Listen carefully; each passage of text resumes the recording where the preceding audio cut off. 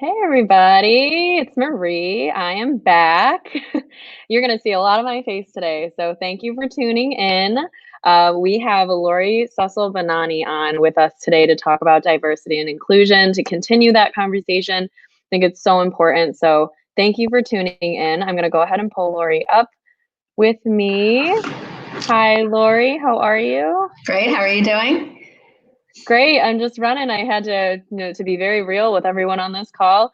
Had a call after, have a call here, and then and two more after that. So, or a session, not a call, but I had to take a little break. So I really appreciate, everyone kind of tuning in and giving me that second that I needed. So I'm going to let you take over. The session's all about you. If you need me, let me know. But take it away. Perfect. Thank you. Hi, everyone. Weird that I don't see anyone, but this is all good. So we're going to talk about mindful communication in support of diversity, equity, and inclusion efforts. So I love the quote, "You never really understand a person until you consider things from his point of view, until you climb into his skin and walk around in it." And that's from To Kill a Mockingbird, and Harper Lee wrote that for Atticus Finch. So I'm Lori Cecil Banani, as Marie said. I'm the founder and communications consultant at Elsis LLC, a multidisciplined communications consulting firm. I build and grow companies' reputations, thereby increasing awareness, business results, and credibility. Think of me as a non-traditional publicist for companies as early as startups and as established as Global 500s. I am also a co-founder of Business Abnormal, a human communication collective, bringing together 3 communication experts with different skill sets and similar mindsets. We are a flexible on-demand resource offering agility and experience in navigating tumult. So thank you for joining today's session. We're going to cover mindful communication. So let's get started.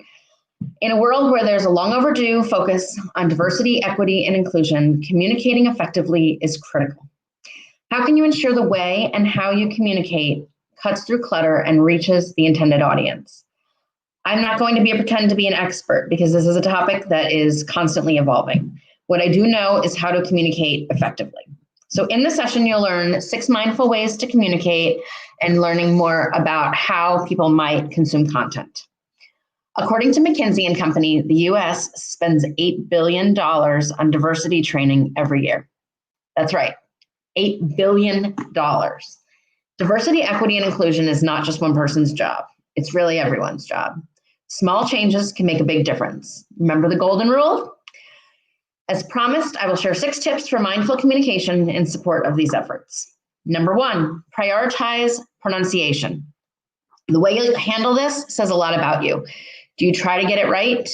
Do you just mangle and move on? Do you avoid using someone's name completely? According to research cited in the Harvard Business Review, learning how to pronounce a colleague's name correctly is not just a common courtesy, but an important effort in creating an inclusive workplace, one that emphasizes psychological safety and belonging. If you come across a name you're unsure of, ask the person to pronounce it, then repeat it and practice. And if someone else is pronouncing it wrong, certainly correct them. On the flip side, if you have a name that gets mangled, be clear and correct the person. It's your name, and someone that doesn't try shouldn't be allowed to make you feel small or bad. I have 2 last names, and they always get mangled. Marie did an excellent pronunciation. Think about it another way. If someone genuinely doesn't know how to pronounce it and continues to mangle it, how embarrassed might they be when they learn they've been saying it all wrong? You may have seen that LinkedIn recently added a new feature that allows users to record the correct pronunciation of their name, so you can actually hear the person saying their name. It's been very well received. I've also seen people use their email signature and or their Twitter bio to provide correct pronunciation in a written format. Tip 2, providing accessibility to all users. Think about how people may consume content, not just generational, but for those who may have a limitation. Just like there are ramps in addition to stairs for those who may need it, that ramp is the equivalent of inclusive design for users who may have visual, auditory, cognitive, physical, and speech difficulties. For instance, using subtitles or providing transcripts of video content. Those subtitles will also be helpful for those who have trouble concentrating, may not speak the language, and for those who get distracted. Mouse over text that notes the color. So say you're buying a pair of shoes and you can't see red or green or blue or purple, or you want to confirm that it's red or blue or pink or purple. You have the text that goes over that, and it's just useful. It's useful for people that can't see the color, but also people who just want to confirm their purchase. Providing an option aside from the telephone as a primary means for communication. The phone is not always the easiest way. Don't make a phone number a required field for a contact form. It's beneficial because a third of users drop off when there is a phone number required, but also the phone, again, isn't the easiest way for some people. Tip number 3, being diligent with speaker lineups. Freelance Business Week did an amazing job, but of many conferences I've seen promoted this summer, one of them was, are you a transplant recipient anxious about flying during COVID? There were 4 men on the panel. Why are there 4 men on a panel talking about something that's specific yet quite general? In 2020, that is unnecessary and unacceptable. There are a few Twitter handles that go out and call out these failed lineups. You may have heard the terms manels, all men panels, WANels, all white panels, and manfrences, all male conferences. Just no. The point of a conference is to gain different perspectives. If everyone looks the same, are all the perspectives all that different, and are the quality of conversations all that valuable? Seeing a panel or a speaker who doesn't look like you adds to the uncomfortable feeling of not belonging. There are major overhauls needed in the events industry as a whole, but small steps speakers can take include calling out these manels and panels and WANels, all these names, refusing to participate until there's parity. I've seen a lot of that. And amplifying others and suggesting those who can take your place. A woman or a person of color as a moderator of a manel or WANel doesn't cut it. And also don't only invite marginalized communities to speak about these experiences. Tip number 4, diversify your stock photography. We use photos to humanize things. Do your stock photos accurately represent your current or prospective customers? You have an opportunity to reach an even wider audience by including people from typically underrepresented communities in your industry, in your imagery.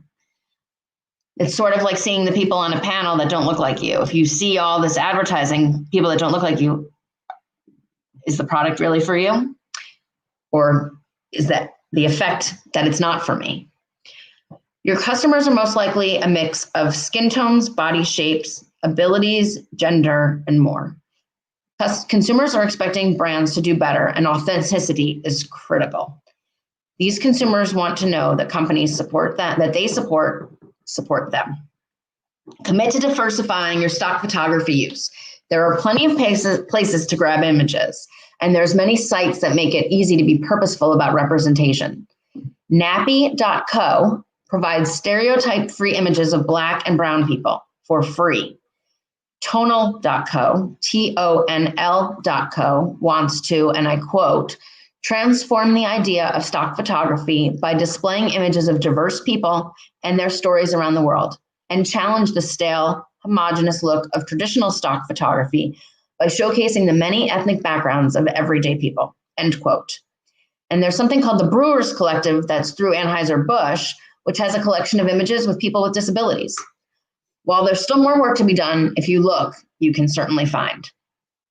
Number 5, use inclusive language. So Beth Dunn, who is the UX operations lead at HubSpot, wrote a Medium piece recently on the topic of instilling a human voice in product content. And she wrote, quote, try not to present the privileged, tech-savvy, wealthy, able-bodied, white, cisgendered, Anglo-centric male experiences standard, and everything else is other or diverse.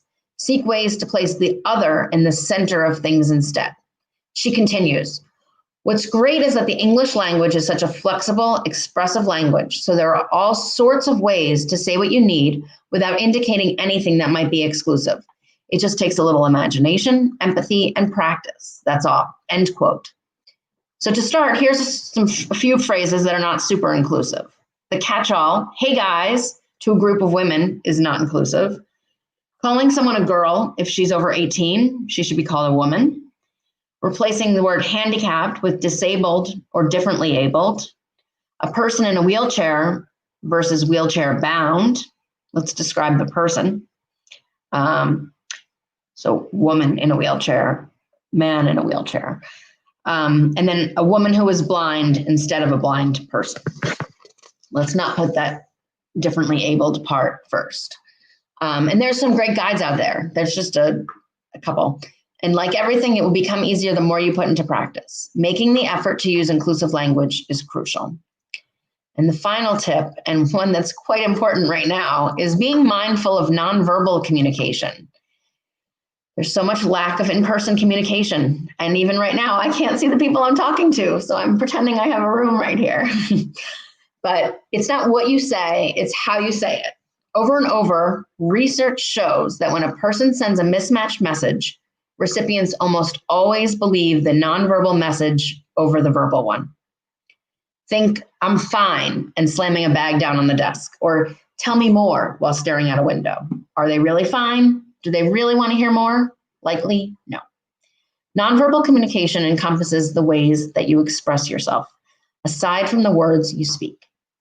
This includes body language, eye contact, facial expressions, dress, posture, distance, gestures, tone, inflection, and volume. While we're not in the same room, there's still a nonverbal element. Maybe you're not sitting at your desk, you're on the couch, or you're instead of a coffee, you've got discarded pizza boxes. These are unlikely things because you are taking care and aware of your background, your lighting, devices, and distance from the screen. We process these cues automatically when we're in person, but on a video chat, we need to simultaneously pay attention to those cues and to the speaker, which further contribute to what's been dubbed Zoom fatigue. That said, there's no reason for video all of the time, and for meeting a new connection, it may feel invasive.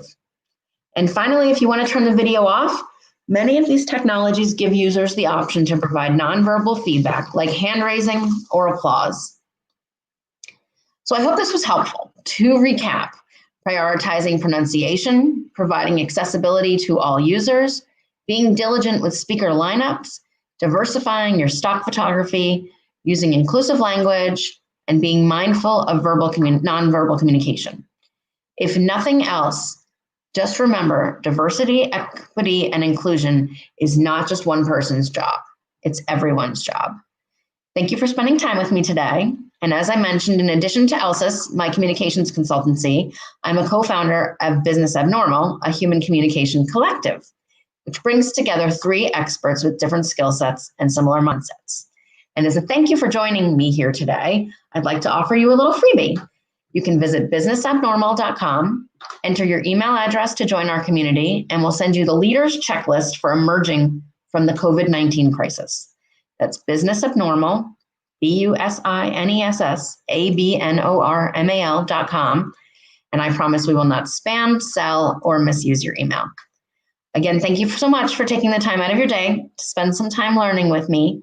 And I am more than happy to open it up to questions. I just wanted to come on and say thank you. Thank you. I'm going to sit here with you and kind of go through the questions if they roll in. But otherwise, I really loved your talk. Thank you. I wasn't sure if you needed the full half hour. So I'm glad that we have the space in between to kind of maybe get some lunch or something. Not together, unfortunately. You're a little far away for that, but hopefully I get to see you soon.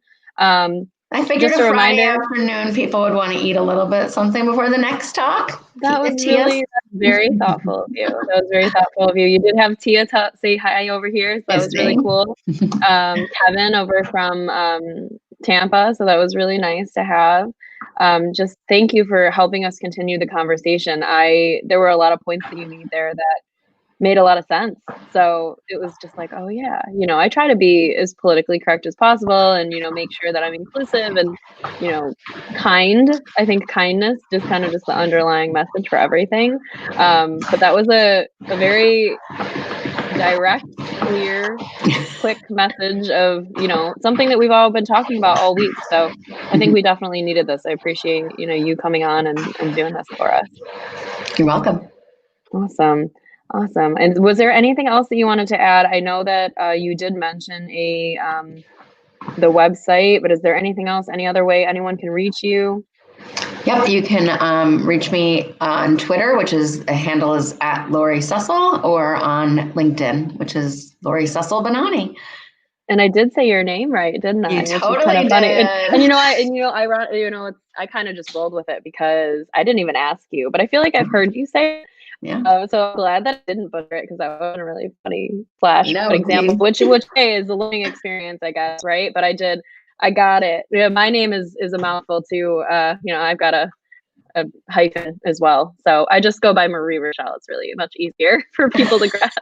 Because the two names that I have, it's Doman and Pizich, so they both just get butchered. It's funny actually, so we can fill a little bit of time here, is that I'm being Filipino, right? I have an interesting, like, people look at me and they expect some name and then they get a very American name, which is also confusing. So it's actually a very fun game to play. but I love when people ask, oh, hey, how do you say this? I've sat with the mayor of the city of Buffalo and the mayor, and how do you say your name? And he'll practice it, and I feel really it's the mayor, you feel important, but just anyone who asks you those things, how do you say your name? If it's Elena or Alana or Elizabeth or Elizabeth, like they have pronunciation. So thank you very much for doing that. And I think something that's really important too is, especially if somebody's receiving an award or graduating, you've worked really hard, and to get on a stage and hear your name be butchered just feels like, This is an interesting little comment here. Back in the day, I used to call office voicemail late at night to hear the person pronounce their name before I called for the first time. That's awesome. That's a good trick. It's like driving by the office, before you have a meeting, or back in the day, like before I worked for myself, when I had an interview, I would always do a commute, see how that works out. You got to try it. Thanks, Angie. That was perfect. But I would also say on the LinkedIn, they have that. So if you're not using it, you could use it if you have a name that's confusing, or just before you have a call or something. And that's been super well received. Yep, definitely. A speaker that we had last year was Dave Farrow. He's the Guinness World Record holder for world's best memory. And that's something that I'm working on better, is not just pronouncing the names right, but actually remembering the names. Because I feel like once you say, oh, hi, I'm Marie, who are you? And they say, oh, nice to meet you, so-and-so. And I say the name, and then it goes, like it's gone. And then I have to either ask again, which is really embarrassing, or ask someone else to tell me what their name is so I can pretend that I knew what their name was at the beginning. But in reality, I wasn't really listening. So I know for me personally, like just being inclusive and remembering their name the first time they say it, it's just as simple as saying it differently, not saying, oh, hi, I'm Marie, this. Be like, oh, and your name is? Because then it gets me out of that routine and gets me to remember that interaction better. So yeah. That was the thing that stuck out for me the most, at least. So well, I hope everybody was able to take something away. You're welcome. Yeah, we'll definitely be checking out the replays. So thanks again. I'm going to go ahead and pull us off if there aren't any other questions. And Lori, if you want to stay in the studio for us and we can catch up. So perfect. Thanks so much.